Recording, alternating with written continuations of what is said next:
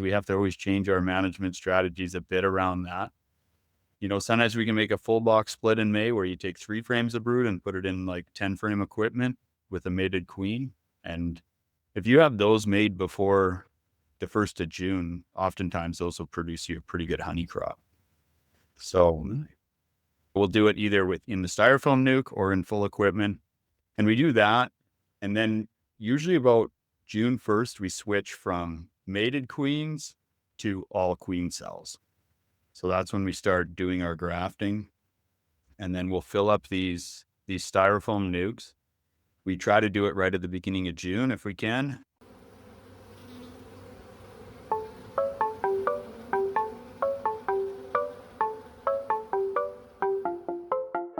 From the Oregon State University Extension Service, this is PolliNation, a podcast that tells the stories of researchers, land managers, and people like you who are making bold strides to improve the health of pollinators. I'm your host, Dr. Adoni Malathopoulos, Associate Professor of Pollinator Health in the Department of Horticulture. It is another edition of the Commercial Beekeeping Zone here on PolliNation. I'm joined, as always, with Harry Vanderpool from Vanderpool Farms up in the hills above Salem. Harry, who do we have this week? We are very blessed to have Curtis Miedema from Medina Honey Farms out of Barhead, Alberta. Curtis reminds me throughout the discussion that although we're both commercial beekeepers, there is no cookie cutter design for such an operation. There are as many designs for commercial beekeeping and other similar businesses as you can imagine. And today he describes things that I think American beekeepers on the West Coast specifically are going to be very impressed with, which is stationary beekeeping. When we think of stationary beekeeping here on the West Coast, we think of 10 hives in our backyard. How about 10,000 hives? And he runs a wonderful family operation, multi-generational beekeeping operation with a lovely family, and a lot of very interesting approaches to beekeeping. I know everybody's going to be really interested in what he presents today. Yeah, I agree. We were talking about this earlier. Just there's so many dimensions of having a beekeeping operation that's geared to honey, to making honey, and putting it in the barrel. It's so exciting, and it was so interesting to hear. There's a part in the interview where he talks about just the intense queen rearing they do for a short period of time, unlike a California queen breeder that's always turning out queens. They do this, they've got this really great pulse of drones, and they make these queens and in some ways, milk that excess that they have of this pollen and nectar inflow and make out nukes. It's really fascinating. Very fascinating. And on top of all of the things of having a family and all of those obligations and running an excellent beekeeping operation, he also serves as president of the Alberta Beekeeping Commission and has some comments about that. So we always respect and admire people that look out after our industry, and more than just themselves and their family, but they look out for the industry, and he certainly does. That's well said. Well, let's head up to northern Alberta this week on PolliNation, and I will say it is the hockey playoffs, and we were talking about northern Alberta. Go Oilers. Okay. Okay, let's go.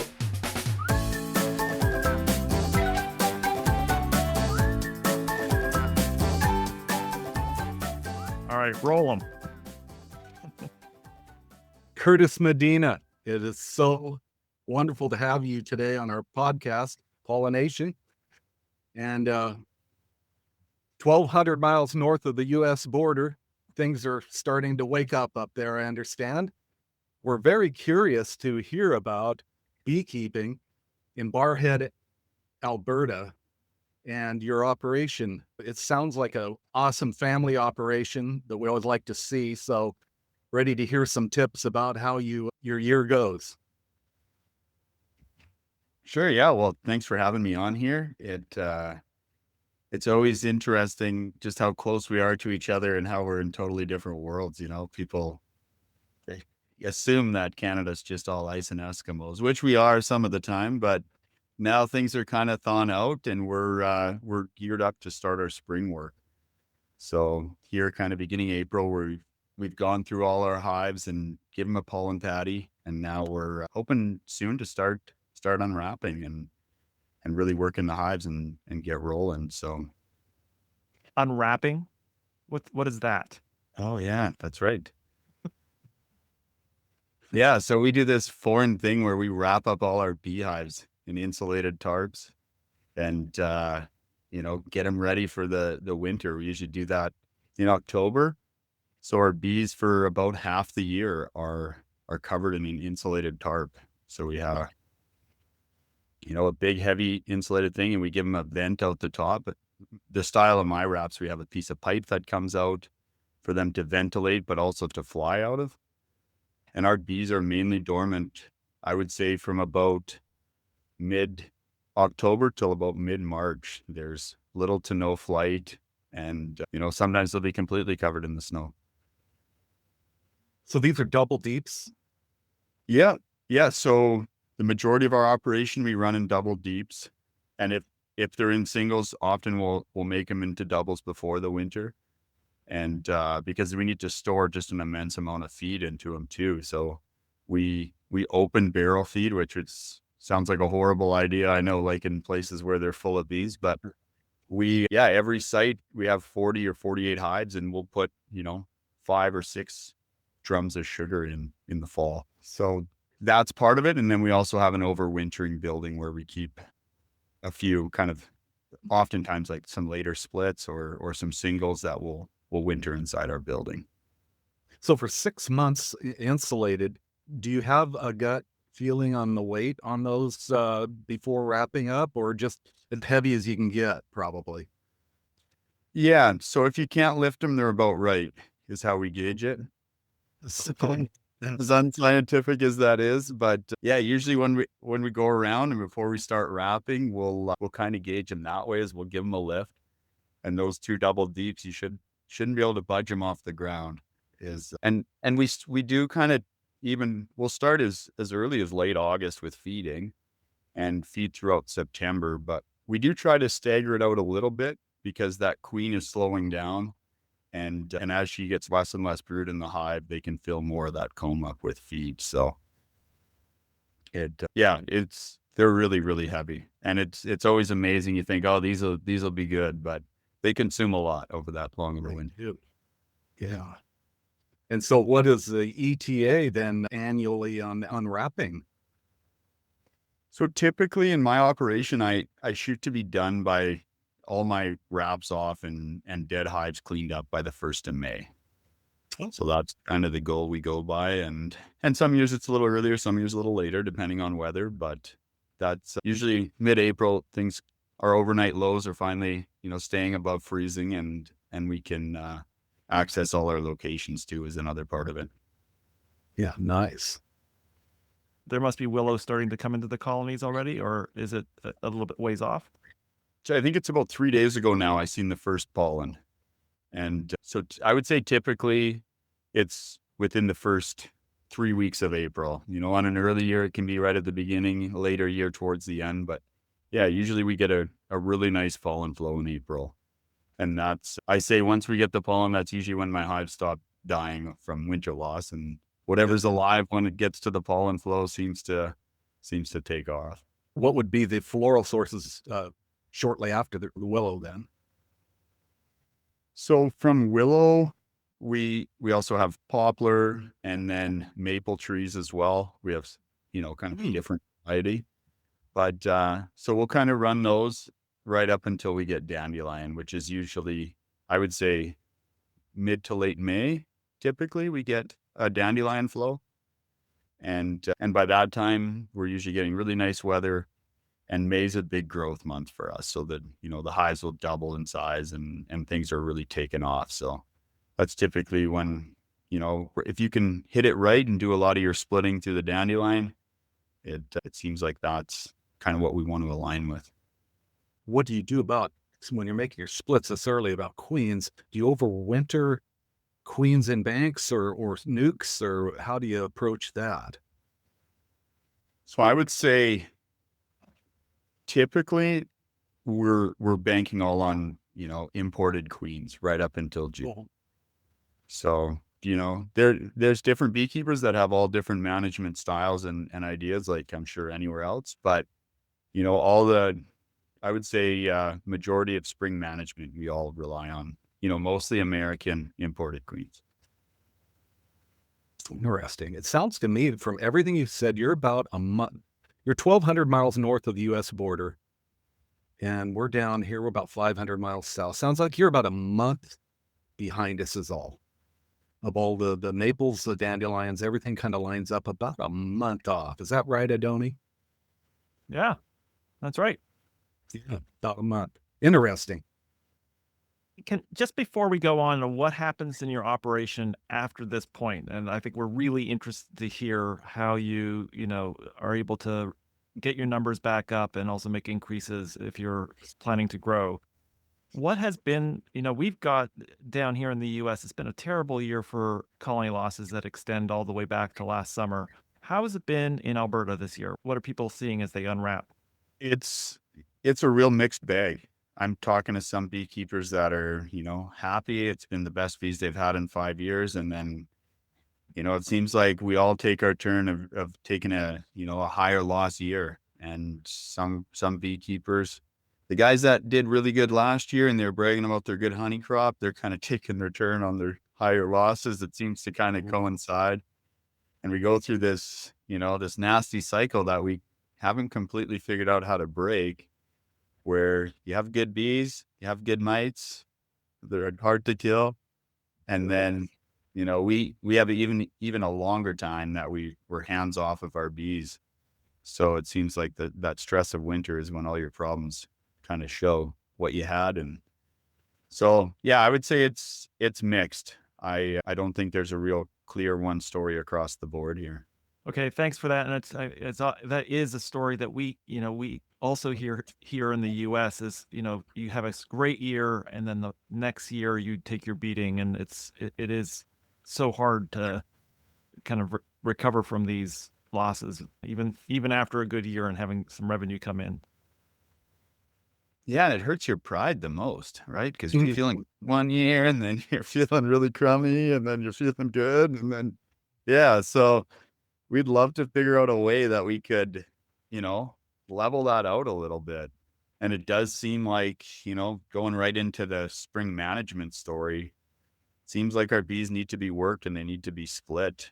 And with these mites, these super mites that we have now, it's even more of that story. Like, if you leave these ginormous hives, there's just no way to get in there and penetrate those mites in that massive brood nest. So breaking the cycles, breaking up your hives into smaller colonies and doing it in a timely manner seems to be the kind of the ticket. Well, why don't we rewind to or fast forward to that dandelion flow? And so you're ordering queens in, and tell us a little bit about how, at least in your business, how you replace those losses. Yeah. So typically we use a 5-frame styrofoam nuke. We have these, and they're a great tool that we use in our business for a lot of things. They have a screen lid, and then they have a regular styrofoam lid. So they work great for transporting because you can pull this styrofoam lid off, put the screen lid on, and then plug the hole. So you can make these hives up throughout the day, move them around the countryside, and you have everything contained. Then also, they're styrofoam, they're insulated. I feel like they rear more brood with less bees because they're not fighting to stay warm, because we're always trying, that's a holdup for us, is these cool nights. And if you get that, so that's a tool we use quite a bit to make earlier splits. You can get a frame of brood or 2 frames of brood in there and put a queen, and they can really grow quickly. So we go around and we do a queen checking round, and the good hives will cherry pick a frame of brood out oftentimes and put them into these nukes. And we start that oftentimes in May, it's always depending on the weather, depending on our bees. We have to always change our management strategies a bit around that. Sometimes we can make a full box split in May where you take 3 frames of brood and put it in like 10 frame equipment with a mated queen. And if you have those made before the 1st of June, oftentimes those will produce you a pretty good honey crop. So We'll do it either in the styrofoam nuke or in full equipment. And we do that. And then usually about June 1st, we switch from mated queens to all queen cells. So that's when we start doing our grafting. And then we'll fill up these styrofoam nukes. We try to do it right at the beginning of June if we can. We have about 5,000 of these, and we'll fill them in a few weeks, put in a frame of brood and a few shakes of bees in there. And we drop a queen cell in and come back in 3 weeks. Then oftentimes they've, had a chance to grow. We give them a little shot of feed in there, and because it's a whole styrofoam box, you can actually just pour the feed right inside the colony and they clean it off the floorboard. Wow. You don't need Yeah, to because there's no bottom entrance. Right. Yeah. So there's just a hole in the side, and that's proved to be such a great tool because you don't have to have more stuff. You don't need pails, you don't need feeders, you don't need, and we'll still, because we're quite spread out here. We got a lot of room. We're open feeding all the time. So we'll put barrels of feed in every yard, even throughout the spring to just keep them building. And Very interesting. And it works well because I feed my neighbor's bees, but they feed mine. So we're all doing the same thing. Sometimes they'll give me a call and say, hey, when are you going to feed that area? And we'll try to coordinate it that we're doing it at the same time. Oh, that's awesome. That's the great thing up here, we work really well together as neighbors. And there's always a bit of healthy competition for some bee locations or areas, or, we all like to brag about our crop that's a little bigger than theirs or a little less or whatever. But being able to work well with the neighbors is very important. And that helps us be able to do what we do with, things like open feeding and even making a honey crop. If we all crowd each other out, we're hurting each other or ourselves as much as we hurt anyone else. So I have one quick question. I know Harry will want to come in. I will. So you put a queen cell and this one frame of brood in June in a 5-frame nuke. Once that queen gets laying, it must, do you have to transfer it out? Does it outgrow that box, or what do you do? Yeah. So typically they're in that nuke box for about a month. So if we make them up, late May, they're by the beginning or the end of June, we're transferring those into 10-frame equipment. Okay. So, and if everything aligns correctly and you're having good weather conditions and those queens are mated right, everything's done right, those first nukes that we make will often make us 50 pounds of honey still. Oh, nice. From a frame of brood in May with a queen cell to, the majority of our honey coming in July. By the time middle August comes, it's done. And yeah, the early ones will, make us a nice crop, or not. That's, 50 pounds. It pays its way for that year. Wow. Enough of the late ones we do, and they're just, they're mooching off the system. They're not giving us anything. So your nuke with one frame and a queen cell makes as much honey as our full strength hives here in Oregon. So well, I want to go back to your comments that I thought were wonderful about you working together well with your neighbors. This is something that's different in different regions around, the U.S. and probably up in Canada. But we also share that mainly here in Oregon. We take a great deal of pride in that. It's really nice to hear a testimony like you gave there about you and your neighbors working together, because that's something worth working towards. And obviously you guys are doing real good up there, because it makes all the difference in the world to us that we have faith in our fellow beekeepers and help each other out. And I know areas, I won't mention them, around where it just isn't so. And a lot of fighting and infighting, and that's just not what we need in such a tough agricultural sector as beekeeping. We need to be working together. That sounded great, Curtis. Yeah. To speak to that a little more, I know, kind of echoing what you said, but my one neighbor and beekeeper made the comment. He said, this is hard enough when we're all working together. He said, why would we try and work against each other? Because he'll call me and he'll just be like, oh man, I'm seeing something funny going on with these hives over here. What have you seen? Or, they'll be like, well, what do you think out in that area? I'm going to check my bees today and see if they're ready to pull. And I'm like, oh, swing into a couple of my yards and see what you see. And, sometimes we're seeing different things, which creates great conversation too. But oftentimes it's really helpful to be like, oh yeah, watch out for this, or I'm trying this, see what you think, or hey, I'm ordering this. What do you think? And, we'll bulk order things and do things. And yeah, in the end, everyone's better off when we're kind of striving to the same goal. So I see you're president of the Alberta Beekeepers Commission. I'm sure a lot of good connections are made there between beekeepers. Could you maybe tell us, we don't have commissions down here with our beekeepers. We have associations, state associations, and some regional ones within those. What can you tell us about a beekeeping commission? Yeah. So like you said, I am the chair of the Alberta Beekeepers Commission right now. I do remember when there was a time we were an association and we switched over to a commission. And I know there was definite benefits to it.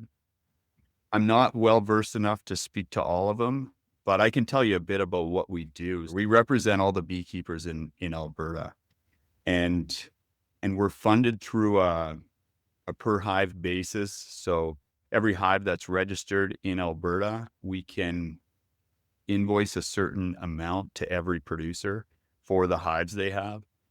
And in turn for that, then we're representing them when it comes to government affairs or, legality things or any of that. And even on some major issues, if there's, stuff with this tariff talk and with different labor regulations, which is always a struggle because we have a lot of imported labor. And so the commission's always going to bat for the producers on all those things. And recently we've actually, I say recent, I think it's already been like 5 or 7 years that the commission has started up a tech team. And I understand there's a bunch of tech teams down in the US as well. So the tech team is actually employed to the commission and in charge of them. So we collect this levy, and we help fund research projects. We help fund the tech team. We're able to do so many things because we have really good buy-in from our producers. I like the idea of a more stable funding stream. The way the structure you just described does give the commission a more predictable funding stream for those things, for those benefits, than having a lot of separate associations like we have here in the States. So that makes a lot of sense. Yeah. It's kind of like all these small organizations. It's always like, to get results, it takes money with whatever you're doing. It takes work, it takes time, it takes having good people and all those, that all equates to money. So yeah, having the support of our producers financially is a big deal. And that being said, we are a refundable commission. So if someone's not happy with the work they're doing or doesn't feel represented, they do have an avenue that they can get some of this funding. They can get their money back. Very interesting. If I can, I do want to just put a bow on the nuke making. I can imagine having to do that at the same time as having to get colonies ready for a honey production, like the stress of June and having to balance, like queen rearing. I've seen it in operations before where it's taken on as a kind of thing on the side, and it can be really hard to manage and kind of get the workflows. Tell us a little bit about how you manage all those competing demands on time, in terms of, it's one thing to get colonies ramped up ready for honey production split, but it must be quite another to integrate queen rearing and nuke making in the whole business. Yeah, it is interesting. That being said, so many people are always like, oh, you must be, just waiting for honey harvest, and, you probably aren't that busy now. And I feel like May and June, it's way more hectic than July and August. It seems like keeping everybody organized, keeping everything happening, and the timing on all of it, right, is like, you want to split the hives at the right time. You want to get them transferred out of the nukes at the right time. You want to you don't want to be checking your queens too early, which is the worst thing because it's hard to be patient. But yeah, so it boils back down to I really got a lot of good people working for me, and they've been with me for a long time, and they help with all of that. And so they, I got guys that are looking after the grafting and organizing the queen yards, and then I got good crews that go out and make all these nukes. I mean, not everything they do is perfect, but they overall, yeah, it's a family business, but it's a big thanks to all my employees. They're the ones that do the work, and they're the boots on the ground every day. Is it kind of like 1 or 2 rounds of grafting? Like you're not grafting through the summer. By the time you get into honey production, that closes down, or are you rearing queens right through the summer? Yes, no. So we graft for a very short window, and I'm hoping to do more. I'm hoping to start maybe a week earlier, and then maybe go and possibly even try some later season. But right now we've done all our queen rearing like in 3 weeks. So we ramp up. We have a really simple, we're kind of cowboys about a lot of it. We don't do too much real precise, with our cell builders. Even we use the 5-frame styrofoam nuke as a cell builder. You do? Yeah. So I put 3 frames of brood into that styrofoam nuke, and I feed it a whole pile, and I graft into it 3 times. So I'll graft into it, say this Tuesday, I'll graft into it next Tuesday, and I'll graft into it the Tuesday after that, and then it's free to go. It's done its job. So I've just found that it takes so much less brood to do it that way. And I don't have cell finishers. I don't have incubators. I don't have any of that stuff. I just drop my cells in there, and, you watch the calendar real close, and 10 days after that, we pull them out. And we've even found it easier. We only graft twice a week. So we have cells coming out twice a week, and we'll just make our nukes a day or 2 ahead of time. And we found that a little bit easier to manage as well, instead of having cells coming every single day and, being ahead, being behind. So yeah, it's a pretty simple, it's pretty dumbed down system in a lot of ways. Sounds pretty smart to me. Sounds pretty smart to me. And the queens that I'm getting are $35 a piece now. So, commercial, from a commercial breeder. So that's a good day's work you're describing there. What do you select for? Do you select for traits, or just your best hives, or in your weather conditions? Is there something special, or? I kind of take my hat off to any hive that survives up here. Some people, they go, oh, I can't believe it. Especially people that are just starting in bees. They're like, oh, I can't believe my bees died. And I can't believe, I'm like, man, we should be more surprised that they lived. It's 6 months they've been cooped up. And I mean, I think of these poor bees that I put in my wintering building. I just took them out the other day. Must have been on Friday last week. They haven't seen the light of day since October. Wow. And so they were pretty happy to go for a good cleansing flight. You drop those hives and get out of there, because, it's a bombing range after that. And so we don't do a lot of real in-depth selection. We go off good hives that are strong. I guess like feed preservation is a bit we look at, like, we're obviously not grafting from something that starved over the winter, but, if it's got good feed stores, it's got a clean bottom, it's got, good eggs. And we typically kind of pick on that, something that's survived a year of our management. Put up with everything we've thrown at it, and put up with the crazy weather we have up here. And So do your crews, as they're driving around, they'll just put colonies on the truck and bring it back, and that'll be is that sort of roughly how it works? yeah, so often we'll even select a few yards to start with, and we'll say, okay, you know what, this yard really stood out, and we try to graft off stuff that our own stock even. So we say, okay, this was a yard of our nukes, say from last year, or even a yard of our nukes from 2 years ago.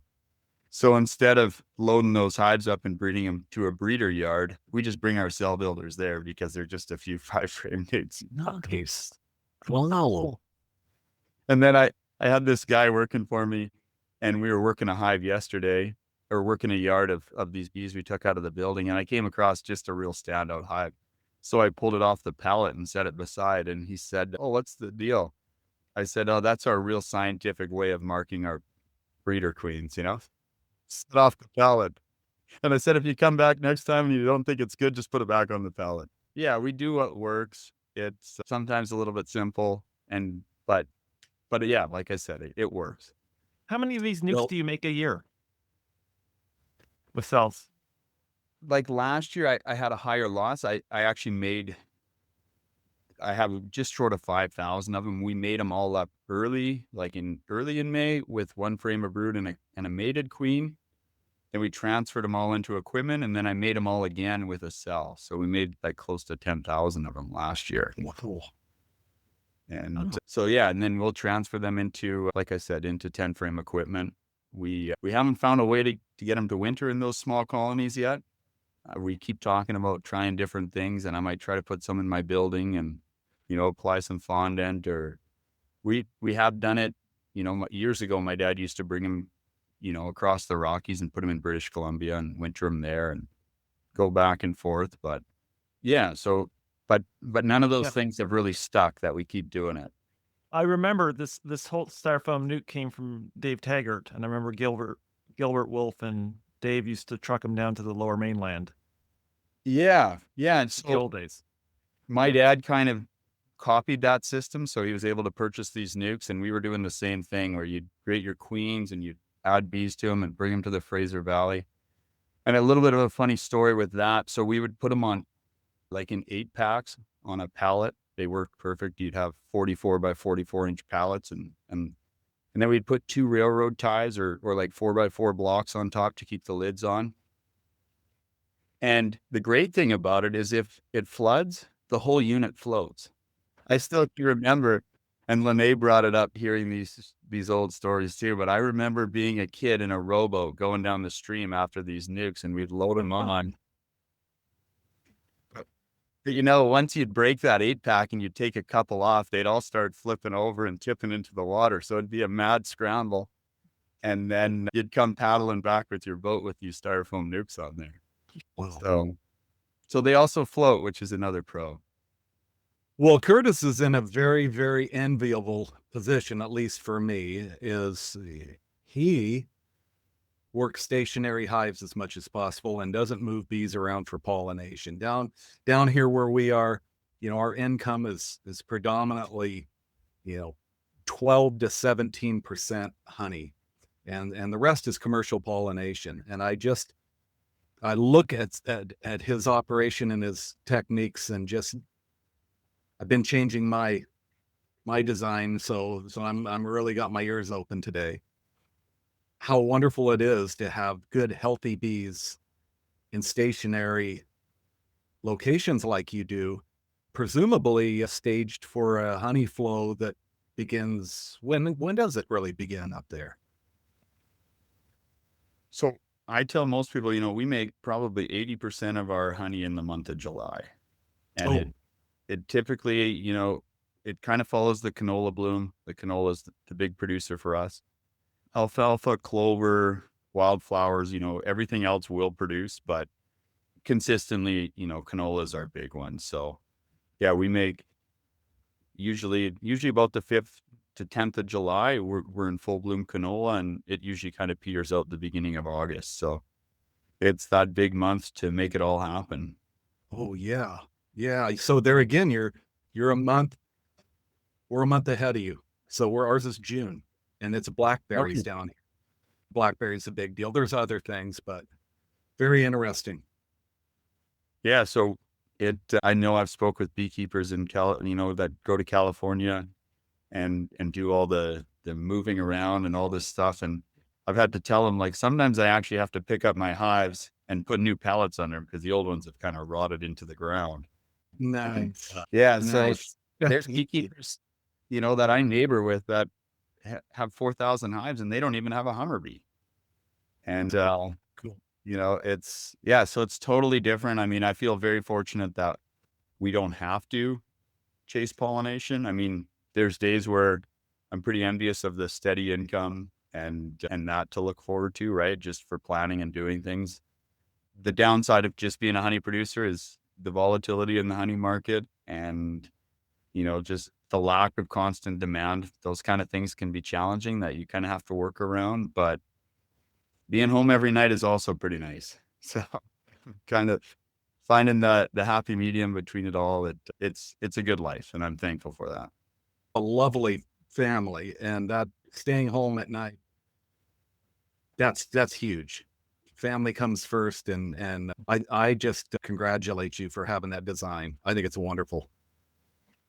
Yeah, so I'm such a meathead about all this stuff. I told my kids this year, we're not playing baseball. We're going to raise queens in May. We're doing all this. And then, they phoned me up the other day. Well, we really can't find another coach. So now in all this craziness in May, I'm still going to try to coach baseball. So Good for you. softball, sorry, it's softball. But yeah, it is nice to be able to draw, or try to strive towards having that balance between family and work and being around. Curtis, I did want to maybe come back around to the commission. So this is being a Canadian and remembering how tied, Canada is to exporting honey. All this talk of tariffs must be, really jolting Alberta beekeepers. Give us a picture of the Alberta beekeeping. Many of our listeners may not know, for example, that Alberta is has the most colonies of any province in Canada, may not know that it's so dependent on honey production, may not know the honey flows. Give us a picture of the Alberta industry and sort of how it's, dependent on labor, which is difficult. Give us a picture of the Alberta industry now and the challenges, the kind of conversations that are happening now in the current environment. Yeah, so Alberta's a little bit unique even within Canada. It's the one province that kind of shoulders against the Rocky Mountains and turns into prairies throughout. So although we're not like anywhere near the largest geography or have the most farmland or any of those things, but we do have the most beehives. So Alberta has 40% of all the beehives in the whole country. And so that, I think it represents just over 300,000 colonies in Alberta. And I guess part of it is maybe we just have a little bit of diversity. Like, I think out of the 300,000, there's about, I think it's 60 or 70,000 that are doing hybrid canola pollination in southern Alberta. So the other provinces don't have any substantial pollination like that.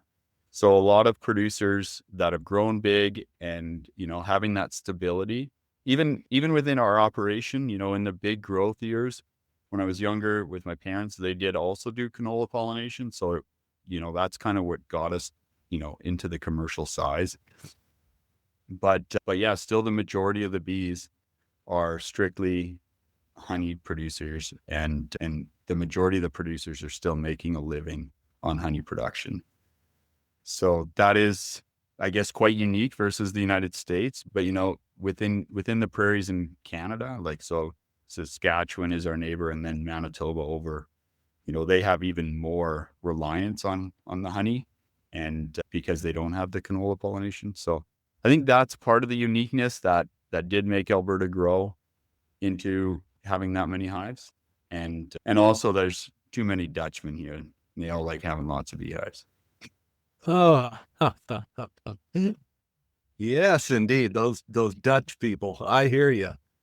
I suppose that, the one thing that people, I think a lot of American beekeepers remember when there was anti-dumping, issues in the American market, Canadian beekeepers got behind those. There has been a strong partnership, especially with Alberta beekeepers and American beekeepers going back to the 80s, that, it's good to remind people of that there is the U.S. and Canadian industries have worked together over the years. Yeah, absolutely. It, we look at the American beekeepers very much that we're on the same page with them. I mean, we're very reliant on the supply of queens. I would say the majority of the queens that come into Alberta are from California and lots from Hawaii as well. And so, yeah, we very much value the partnership.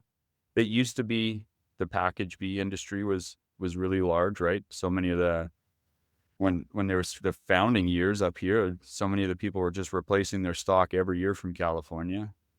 And we're working hard as a commission to be able to get back to that, where we could source good replacement stock from the United States.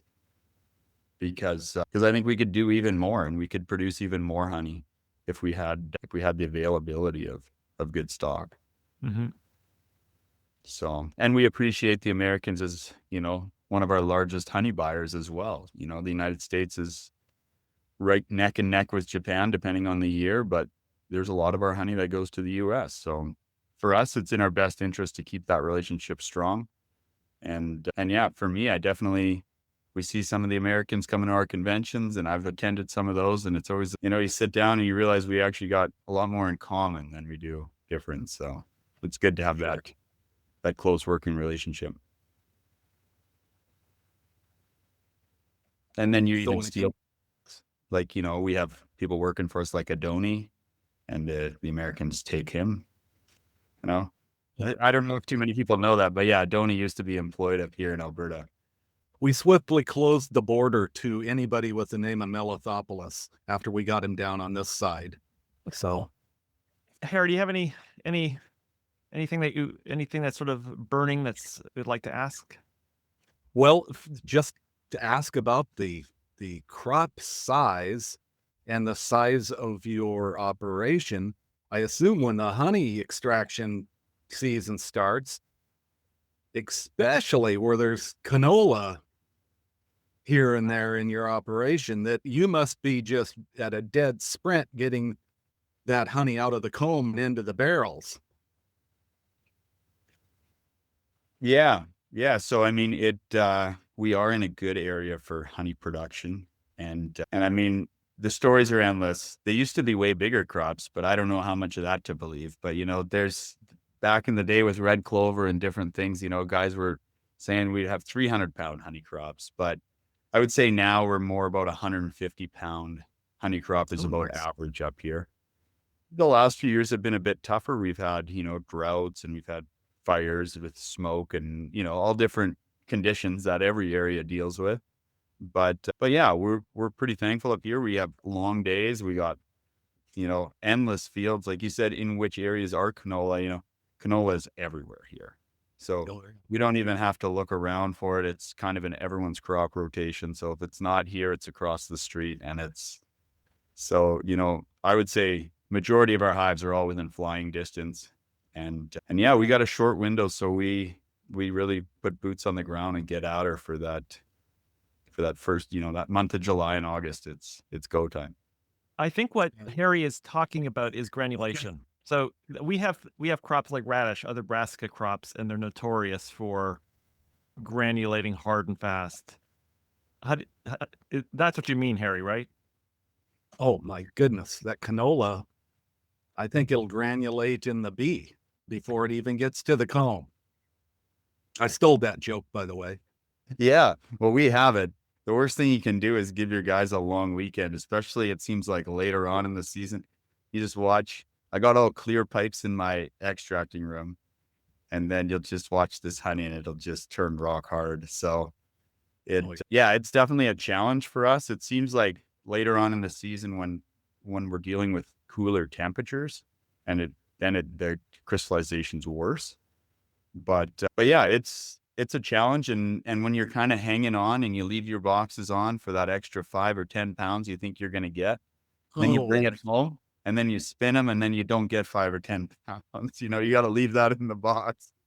Yeah. So yeah, honey granulation is a challenge for us, but we try to get through our equipment, get around every few weeks and get them boxes off, get them extracted and let it crystallize in the barrel. Well, you're just getting started this year, Curtis. So take a big deep breath because it's coming. It's coming. Thanks so much, Curtis, for taking time to talk with us today as well before the storm. Yeah, no worries. Well, thanks a lot for having me on, and hope you guys have a great season down there. Thank you I so much. hope everybody will take a moment and do a Google search for Medina Honey Farm up in Barhead, Alberta. They have a beautiful website and some just lovely fauna and floral sources up there that you can take a look at. Very great website you have there, Curtis. Oh, thank you very much. All right, you guys take care. Have a great day. Take care. Thank you so much for listening. Show notes with links from each episode are available at the website pollinationpodcast.oregonstate.edu. I also love hearing from you, and there's a form at the website where you can pop in and say hello and give me feedback. If you want to support the show, remember to leave a rating on iTunes, Spotify, or whatever podcast mothership you use. And finally, if you have the means and you want to help support my lab's effort to document bee biodiversity in Oregon, visit OregonBeeAtlas.org and follow down to the donate button where you can make a tax-deductible donation to the Jerry and Judith Paul Native Pollinator Endowment. Every little bit helps. See you next episode.